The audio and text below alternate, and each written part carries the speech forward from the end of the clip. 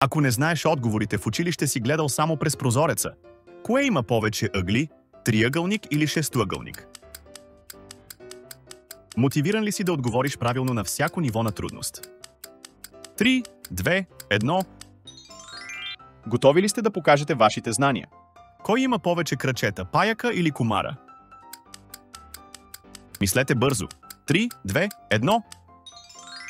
А днес въпросът за експерти е: в кой спорт атлетът на снимката спечели световни титли и милиони фенове? А ще ви помогне ли, ако ви подскажа, че се казва Луис Хамилтън? Кой е спорта? 3, 2, 1. И преди последният въпрос. Не съм учител по български език, но днес давам домашно. Натисни, абонирай се. И последният въпрос.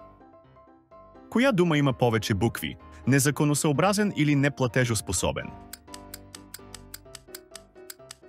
Ами сега, кой може да брои правилно?